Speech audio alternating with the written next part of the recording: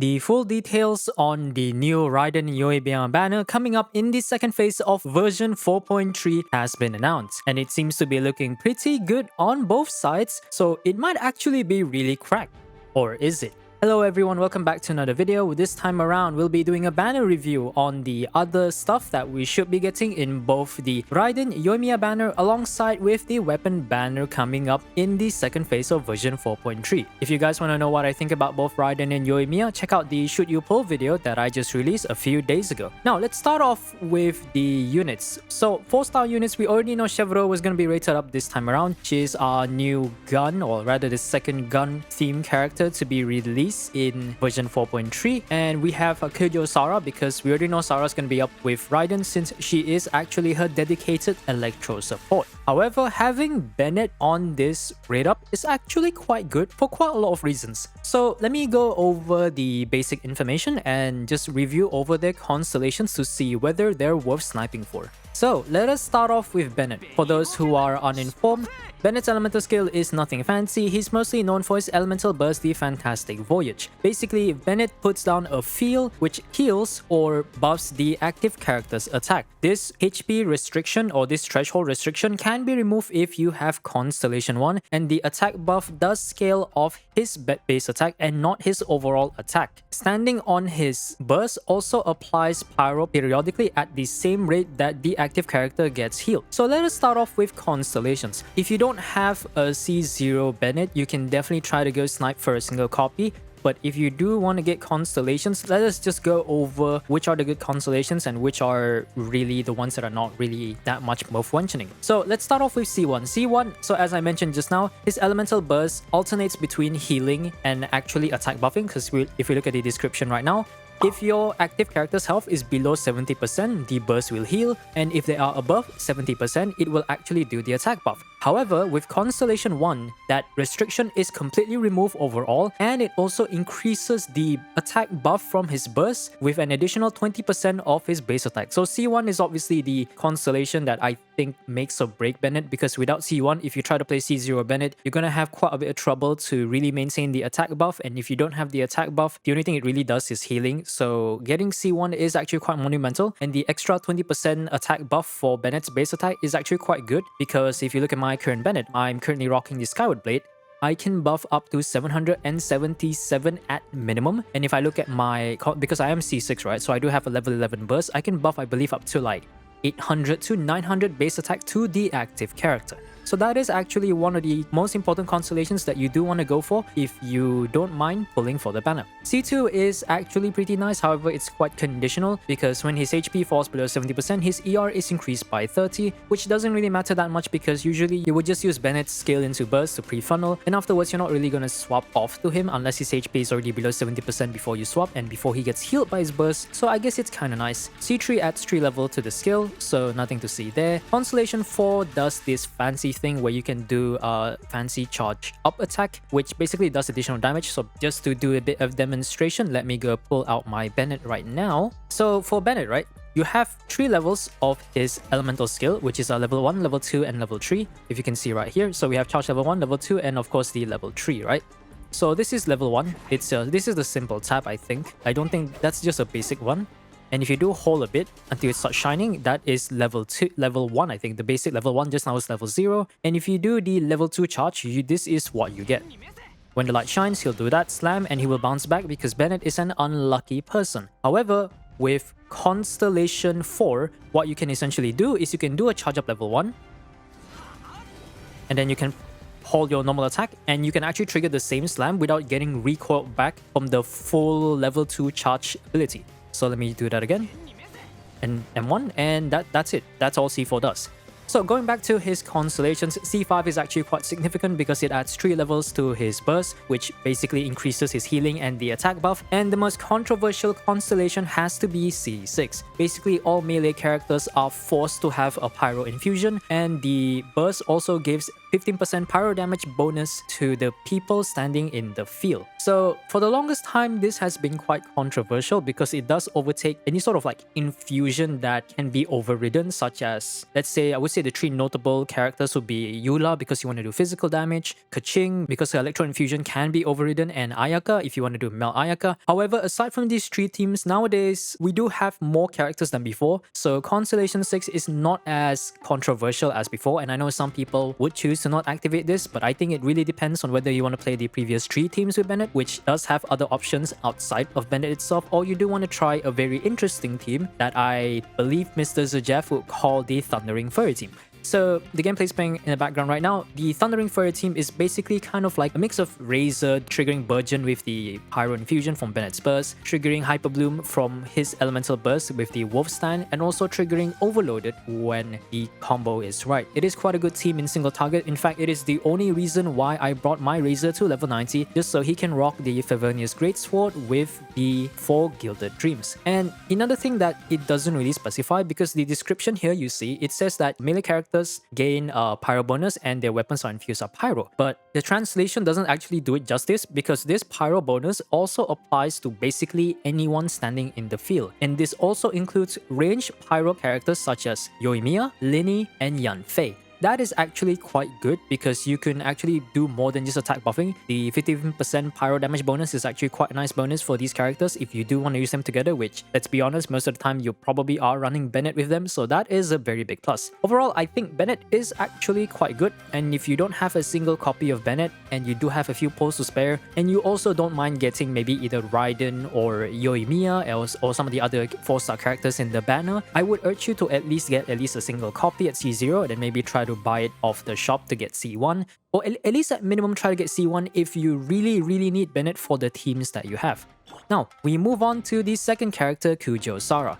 So Kujou Sara's abilities are quite straightforward, so let me just demonstrate this. Her elemental skill, basically, she infuses her charge attack with the special Tengu Feather, and if she shoots it down, any characters under getting struck by the Crow Feather will gain their attack increase. Basically kind of like a very gimmicky version of Bennett. Her elemental burst basically just strikes down on lightning and just does damage, and after the initial strike, it will have a few follow-up strikes going out in different directions. Now, if you were to go over her constellations, C1 is actually very minor. Unless you run on field, the cooldown decrease is not really that significant. Plus, the cooldown of the skill I think is quite long, like 10 seconds. So the fact that it can only trigger every 3 seconds is not really that big of a thing. So C1 is really just a stepping stone for C2.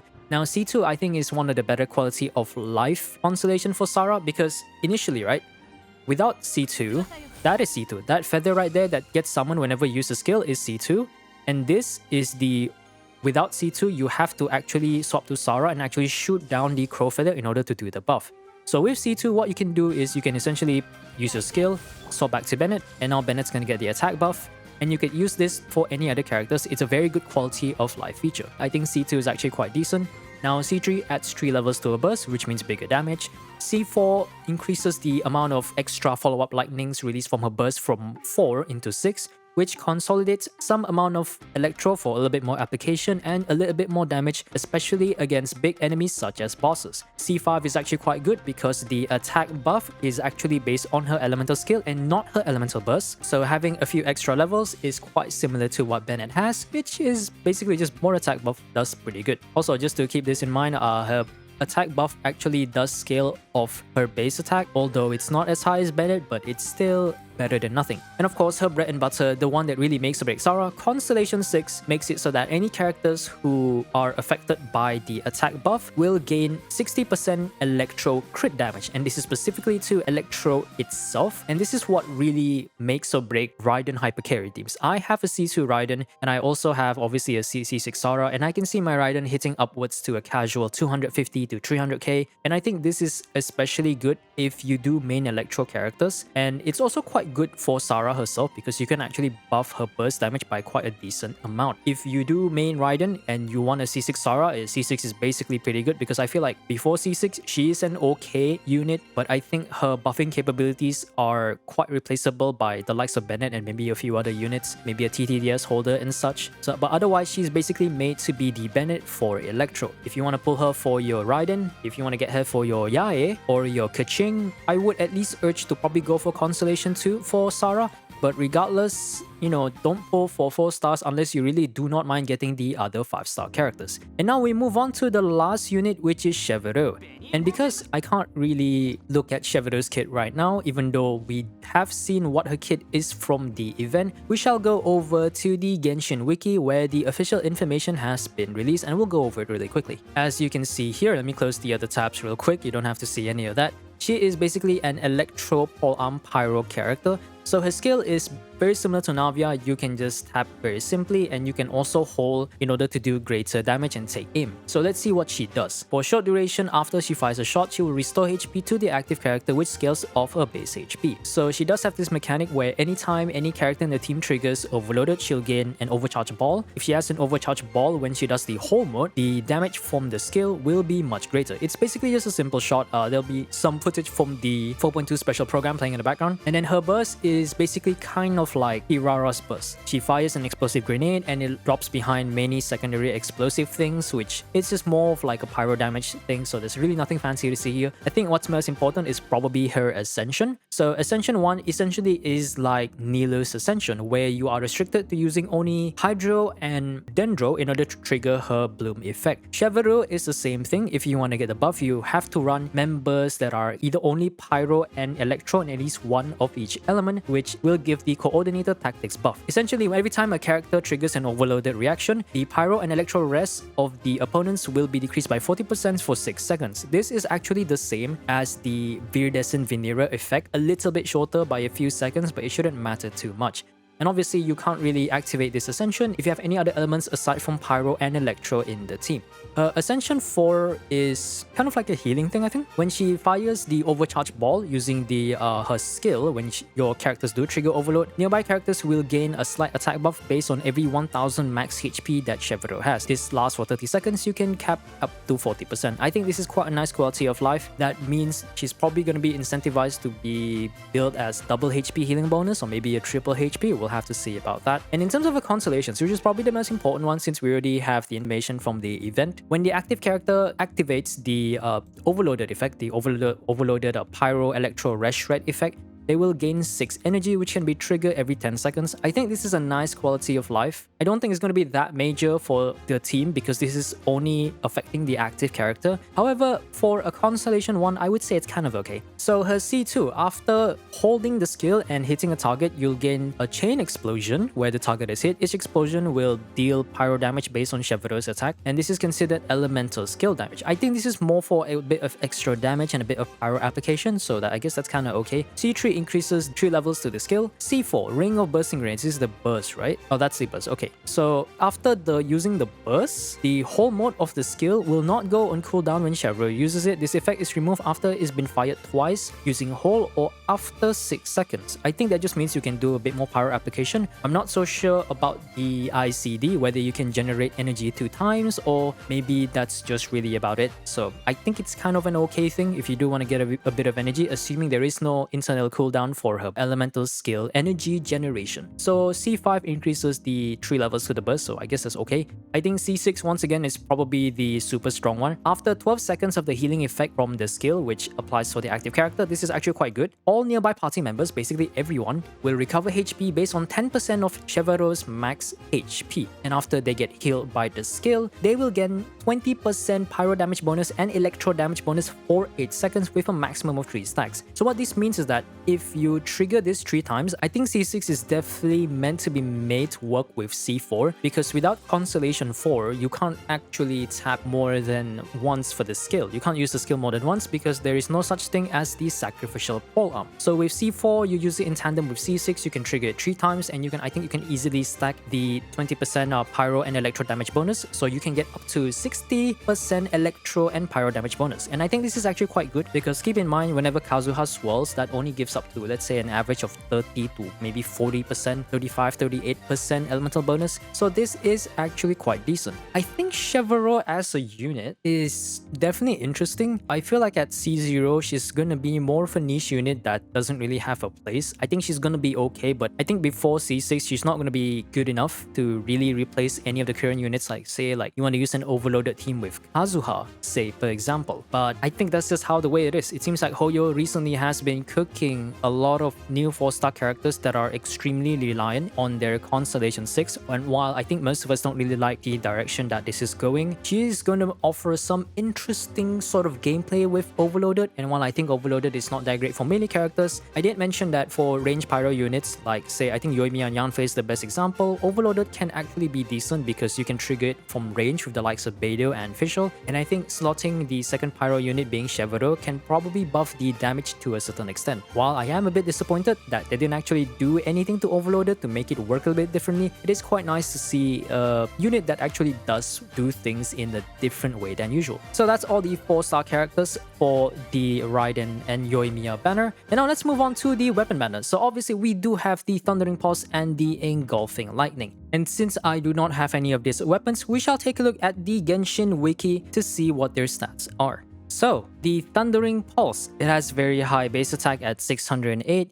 At max level 90, you should be seeing 66 true damage, and in terms of the passive, you get 20% attack. You have 3 different stacks, and this is based on a few things. It seems like the stack increases the normal attack damage, and each stack has 3 different ways to actually trigger. 1 is that normal attack does damage, 2 is using elemental skill, and 3 is that your energy is less than 100. You can really tell that this is a weapon made for Yoimiya because they really want you to use the 4 Shimenawa's Reminiscence, which if you guys don't know, Shimenawa consumes 15 energy in order to buff your normal charge and plunging attacks of the character. And while I think this weapon is actually quite good, if I recall correctly, I actually did some calcs of this refinement 1 of this weapon compared to something like the R5 Rust, which we'll talk about later, and I think Rust is actually not that far behind, or if not, it's not really that far behind, and I don't think the pulse is that significant of an upgrade if you do have refinement 5 Rust. But overall, I think if you do want to get this for, I don't know, your Tartaglia, which actually might actually work in certain situations, and some other units which I can't think of for some reason, or maybe even Yoimiya herself, I think this is going to be quite decent. However, if you do have the refinement 5 Rust, I don't think it's really that big of an upgrade. But regardless, I think the 5 stars are pretty good this time around, of which we'll move on to the second weapon. So Engulfing Lightning. Once again, very similar stats. The 608 base attack at level 90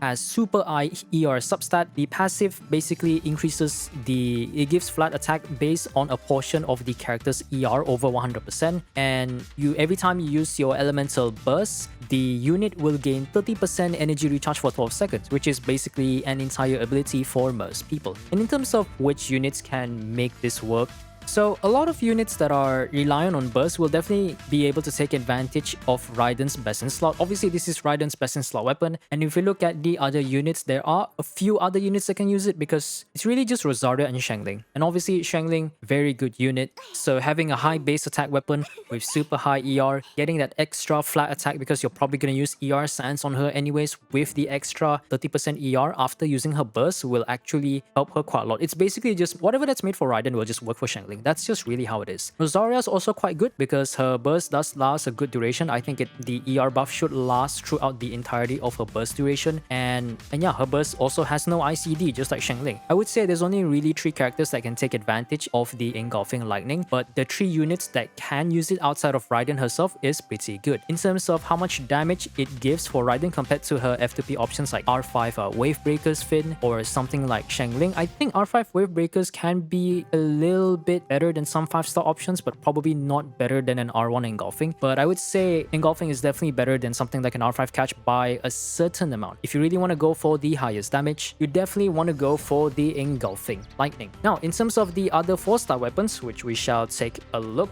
So for the 4-star weapon, we have, well, fun enough, we also have Yoimiya's other really good weapon, Rust. We have the Favonius Sword, we have the Eye of Perception, and the Wavebreaker's Fin, and also the Rainslasher at the back. So let's just start off with something like the Eye of Perception. There's really nothing for me to say about this weapon. I kept it at level 20 at Refinement 5, and I think surprisingly I have like only a few extra copies. If you want to play Physical Callus for whatever reason, I guess you can do this, but it's not really that great of a weapon. There's really nothing to say about it. And for Rainslasher, I believe I just recently got Refinement 5. It's actually quite decent nowadays if you do want to run something like Burgeon Dea. I haven't really tested how good this is on something like Vape Deluxe because it does increase the damage against enemies affected by Hydro, and if you're running Vape Deluxe, the extra Elemental Mastery from the second stat and the passive probably will buff his damage by quite a bit. But otherwise, if you do want to put this on something like Burgeon Dea or Burgeon Deluxe, I think the EM is pretty good, especially if you don't have the event weapon, the Melt Flower, because the Melt Flower I think right now gives the most amount of Elemental Mastery that quite a few other characters can take advantage of.